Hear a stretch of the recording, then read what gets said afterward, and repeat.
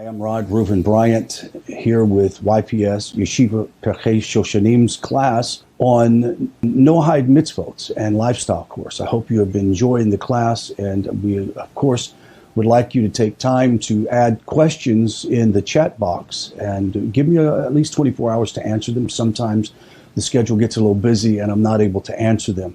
But thank you so far for the questions, observations that you have made. It really makes a difference. Also, we're notifying you to let you know that on Sunday night at 4 p.m., we're going to send an email out to you here just very soon. Every Sunday night, 4 p.m. Central Standard Time, we're going to have a Zoom schmooze session with other Noahides in the world so that we can talk and throw out ideas and ask questions and even do a little short studies together. So it's very important. This is the second installment of Noahide identity, the Ger Toshav. Now, as we talk about this, there are a lot of opinions that go around the Noahide world about what's a Ger, what's not a Ger. And as we have analyzed in earlier or previous classes, there are many different types of Ger. And so it's sometimes can be confusing. And just as in the law of any country, there are nuances of the law that is very important for us to understand. And so as we go through and we enumerate the issues, for example, in this second installment of Noahide identity, understand that this is about legal issues and not about personal and emotional issues. These are issues that stand today in Torah law versus the state of Israel and its laws. So we'll try to balance those two together. And I'm sure that after the class, there's going to be more questions. So please take time to answer those questions. The question today that we're going to address is, when does the Ger Toshav status apply? The Talmud notes a similarity of language between the verses describing an indentured servant and a Ger Toshav. Now, let me share these verses. Deuteronomy 15:16. It says about an indentured servant, in the event that he says to you, I will not leave you because he loves your household and because it is benefit to him. That's one verse. The next one is Deuteronomy 32:17, the Ger Toshav. He shall dwell with you in your midst in whatever place he will choose from your cities because it is a benefit to him. Do you see the similarities between the two? This similarity of language called the Gazera Sheva in the system of Talmudic interpretation indicates that the two concepts share similarities. In this case, the law of the Ger Toshav is similar to the law of freeing an indentured servant. Now, it only applies when the Jubilee cycle is in full observance. Maimonides codifies this qualification as law and is accepted as such by all later authorities. Since full observance of the Jubilee year ceased around 600 BCE, no Ger Toshav has been accepted in Israel since that time. Of course, this means that acceptance of a Ger Toshav is not possible in our times. As Maimonides writes, even if a non-Jew comes and accepts upon himself entire Torah with the exception of but a minor detail, we still do not accept him, quote, as a Ger Toshav. And a Ger Toshav may be accepted in the time when the Jubilee year is in full observance. When the Jubilee year is not in full observance, we can only accept full converts. Now, a 20th century problem exists. Non-Jews who reside in the state of Israel. We know there are plenty of non-Jews. As a matter of fact, during this class, some of you are going to be thinking, wait, I thought idol worshipers were not supposed to be in the land of Israel. Why are they not kicked out? Hopefully we'll address this soon. What does it mean by we do not accept them? This is an extremely important question, and once that was in immediate relevance, as we saw above, idolaters are prohibited from residing in the state of Israel. However, this prohibition only applies when the Jews have rulership over Israel and the non-Jews therein. It appears that this criterion is based on political sovereignty and not on any redemptive qualifications, such as the end of exile or the rebuilding of the temple. Given the establishment of the state of Israel, the prohibition of non-Jewish residents must again be forced. However, we have no Jubilee observance and therefore not granted Ger Toshav status. If this is the case, then how can any non-Jew resident or reside in Israel? Must they be forcibly removed? That was the question I asked earlier. To answer this question, we must take a closer look at the identity of a Ger Toshav.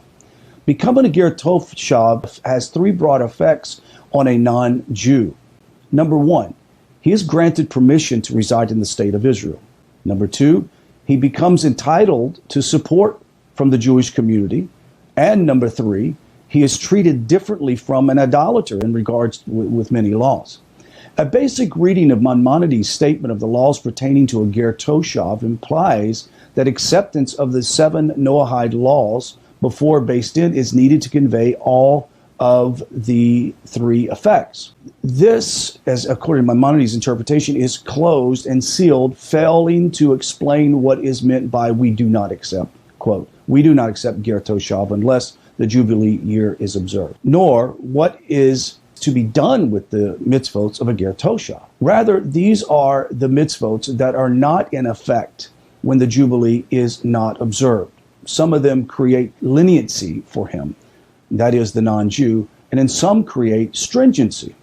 When the Jubilee is not observed, the non-Jew may even reside within cities in Israel. This is a leniency. We have no obligation to support him. This is a stringency. According to the Ravad, the inability of the courts to accept the Ger Toshav in our times is only for the purpose of obligating the Jewish community to sustain a Ger Toshav. Do you notice the difference? The Ger Toshav is not mandated for the Jewish community to sustain a Ger Toshav according to the ancient laws. The reason why is we don't have a temple, we don't have a Sanhedrin, and there isn't a redemptive sovereign government over the state of Israel. It appears that even without accepting of the Noahide laws before Beis Din, a Gentile may nevertheless live in Israel, provided that he keeps the Noahide laws.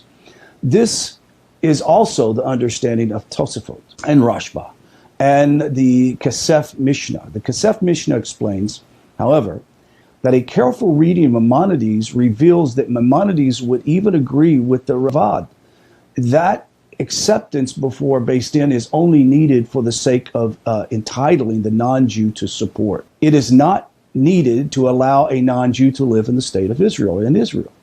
Therefore, when the authorities conclude that we do not accept Ger Toshav in our time, it means that the Ger Toshav cannot bind the Jewish community to support and protect him in Israel. Does that make sense? Some people have jumped to conclusions when they hear we do not accept Ger Toshav as, well, they don't accept the Noahide to come in and to be a part of Israel and the Jewish community. No, it's about a legal aspect of obligation that the Jewish community should support the Ger Toshav. Yet, if acceptance before Beis Din is only needed to qualify one for communal support, then why does the Ger Toshav receive the other two benefits, and residency and as a non-idolater? Well, the answer is that these two factors, which are actually one and the same, are automatic. That is, automatic consequences of non-Jews' rejection of idolatry. They're not a result of the acceptance of Noahide laws before Beis Din. Recall that the purpose of prohibiting non-Jews' residency in Israel was this, that they are not idolaters, and the idolaters shall not dwell in the land, lest they cause you to sin against me and worship other gods. If an idolatrous Gentile wishes to live in Israel, there is no danger of him corrupting the faith of the Jewish populace. Therefore, the prohibition against residency should not apply. But succinctly, every Ger Toshav may be a non-idolatrous resident, but every non-idolatrous resident is not necessarily a Ger Toshav. Does that make sense? A majority of the authorities have tackled the question of non-Jewish residency in the modern state of Israel and have relied upon the interpretation of Ger Toshav. That is, that a non-Jew only needs to not worship idols to permit the residency of a non-Jew in Israel. That's the current state. We must keep in mind that the necessity for deciding in practice the exact definition of a Ger Toshav has only become pertinent since the establishment of the state of Israel. Prior to this time, Torah scholars offered many possible understandings of the Ger Toshav, as we will soon see in the third lecture on Ger identity or Noahide identity. When we examine the Noahide identity closely, you will find that there are legal clauses that prevent a Ger Toshav status today. However, in some local communities where a Noahide has rejected idolatry and shutuf, have taken upon them the 7 mitzvot categories of Torah understanding, and walk closely in observance to them, they are permitted to be a part of local Jewish communities. Now, it depends on what Jewish community and what part of the country and world. In some places, like Muslim countries, it is very difficult for a Muslim who is a Ger Toshav, is a Noahide, to participate in local Jewish community just because of the risk of death and calamity within the community. And then there are some Jewish communities across even the United States and in Western countries where they might be accepted in one town with one particular rabbi because of their relationship and may not be accepted in another town because it's just not a comfortable situation. And until we reach, an apex of understanding between the non-Jewish world and the Jewish rabbis and the Jewish people, we're going to have this constant struggle. There's going to be the slight consternation from the Jewish world that is not trusting of the non-Jew that comes in their midst. Why? Because, as I've said earlier, many just assume they're idolaters. Well, we're finding out in this course, and we're finding out throughout the current history of the B'nai Noach, that there are many hundreds of non-Jews who have rejected shutuf and idolatry, who've accepted upon themselves the mitzvot given to them by Moses from Noah, and now they are living pious, righteous lives, and should, in many ways, be accepted within a Jewish community as a Noahide. Now, that Noahide obviously understands his or her restrictions within a Jewish community. If they're a good student of Torah, they understand their place within a Jewish community. I think that most of them, all they are asking is for that local rabbi and the local Jews to help educate him or her in the ways of the Torah that apply for a non-Jew. And they would love to be a part of the Jewish community as much as Torah law would permit. So as we go on, the next class will be the third installment of Noahide identity. So I'll see you then. Shalom.